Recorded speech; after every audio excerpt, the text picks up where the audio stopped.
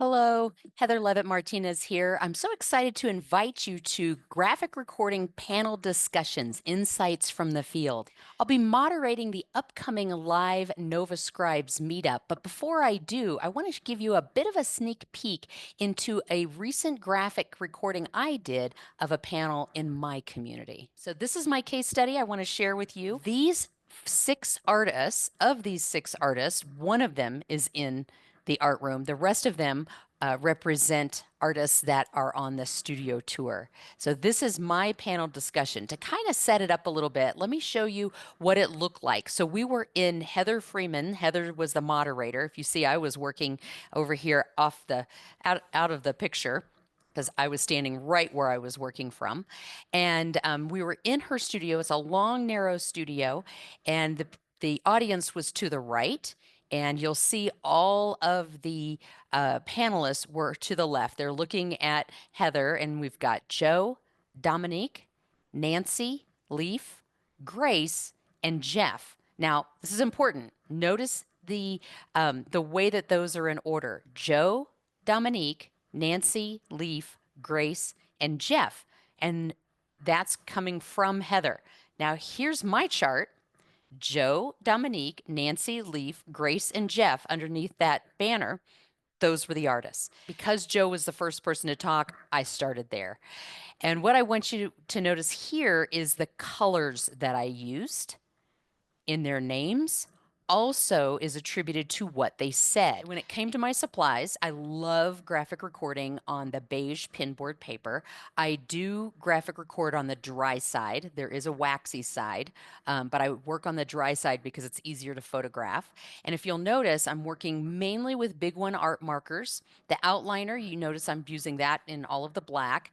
And then each person, I let them choose their color. Now, this is a small town. It was a small event, and I wanted to let each person know what I was doing. I was writing down what they were saying. I let them choose their color. They felt good about that. So it kind of created a little bit of uh, rapport between me and the artists. They were a little nervous, both by being on the panel, but they weren't sure what I was doing there either. So it gave me an opportunity to tell them.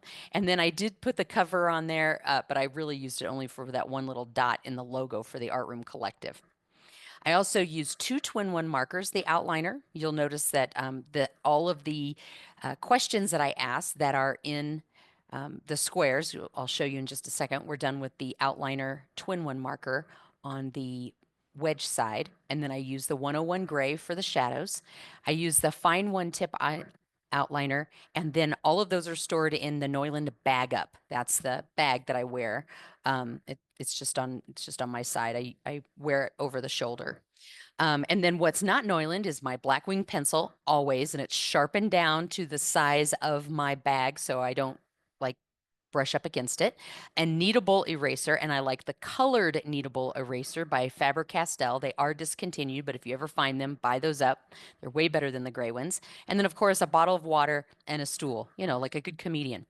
So because these questions were asked by Heather Freeman, you'll see I put those in boxes. I wrote those with, like I said, the twin one, and I did that in graphic novelist style. And that's a lettering style that I teach. And then used, of course, the gray as the shadow. Now, the boxes that are surrounded in yellow were the questions that Heather asked. And in blue were things that people from the audience said. So Cindy Atchison is one of the studio tour organizers, and she writes, sharing your gift gives others permission to be creative. And that was such an important thing to say as far as a statement coming from the studio tour organizer. And then Amy Hewitt, she's another artist that's in the Smiley building, but not in the art room. So she's a good friend of the arts. She actually teaches nature journaling. So sketchnoting, but in nature. And her quote was, sit in a sense of wonder. And I thought it was really important because so much of the crowd did have a lot of questions to ask and a lot to say that I captured a few of those. And in the corner of this chart, I did draw a big one. art marker, and then the wedge, and then the fine one, because I wanted to show these are the tools that I'm using.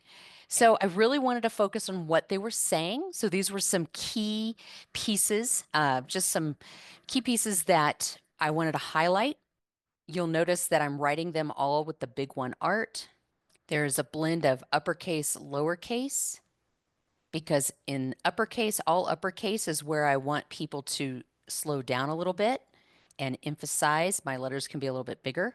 Lowercase tends to be some of the shorter words or the things that we don't need to put emphasis on. And then I put a lot of emphasis when I write in more of a script. So if you'll see in the upper left-hand corner, music, my creative, curiosity. These are all words that I wanted to really slow down the reader so that they could see that. And a lot of times when there's a human expression, a feeling, anytime I write my or your, I often do it in a script because it humanizes it.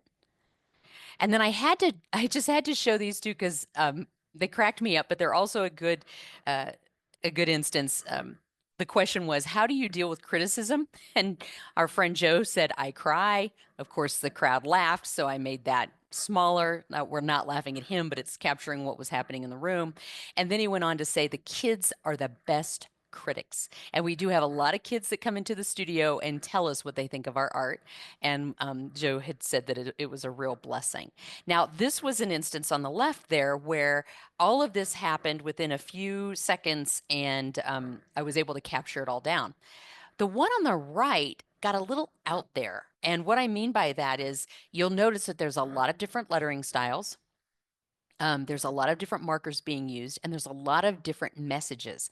And it's because in that area of the chart, I kept coming back to it. So sometimes what happens is I'll run out of room in a chart, and someone will still say something really great, but I don't have the space. So I'll choose a smaller marker and I'll go back to what that person was saying and add to it so that it's associated with them, even if it wasn't the exact same context. Here's a few more. And again, you'll notice on the right here, how did you get started? And then she talked about how I can communicate better with art than words. Very simple, clear statement. But on the left here, you'll notice that there's 1, 2, 3, 4, 5 different times that I came back to that area and wrote because this artist kept telling the story over the span of being asked a lot of questions, which I thought was really interesting. So this chart was less about here's the question, here are all the answers. Pretty soon it became where can I also fit more of their story into what they were saying. So again, we talked about how I chose different colors for the people and had to listen to what they were saying and write that down. But I also, underneath, when they introduced themselves, they said their name and their medium. That's all they said. And then at the very end, Heather asked them, what is one key thing that you would want people to hear from you? What's your key statement, or what would you say? And above their name in gray, because I ran out of room by that time, I thought, well, I'll associate what they say, their key takeaway, with their name. That's the final chart. Looks like a lot of words, but I hope you can see that we broke it up using color and the questions. That was the artist panel discussion. Now, what did we do with this? Well, at the start of the Open Studio Tour, just a few weeks later, my graphic recording was hung up and in the entrance of the Smiley Cafe. So when people came in to be a part of the studio tour, there was a check-in desk there right next to this couch. And then they could go back into the art room and visit all of those artists, the artists in the rest of the building, and pick up their maps to visit all the other artists in Durango. So I was pretty honored that they put that at the front. A lot of people didn't know what it was, and that's okay. You know, it wasn't for sale, but it did capture the essence of what the Durango Studio Tour was about. And then, of course, a week after the Open Studio Tour, we invited all of the artists to come back and talk about what that was like for them. So this is Cindy and Heather standing next to the graphic recording that I made based on the feedback that we got. So there were just a couple, again, I won't go through this one, but there were just a couple of things here that I wanted to point out that I've recreated their logo. I left and I made it really, really big because I didn't know how much people were going to talk. And it wasn't a very, there were great questions to be asked, but we had already had a survey that gave us the metrics. And so here we really just wanted to be able to spell things out and write things out to be notes for next year. This is just one example of how you can approach graphic recording for panel discussions. Our experts are going to have so many wonderful different ways that they approach it. There's really no right or wrong way to do it. So please join us, and I look forward to hearing your questions and discussing what it means to be a graphic recorder, what it means to feel like, what are you thinking, what's your approach when it comes to graphic recording panel discussions.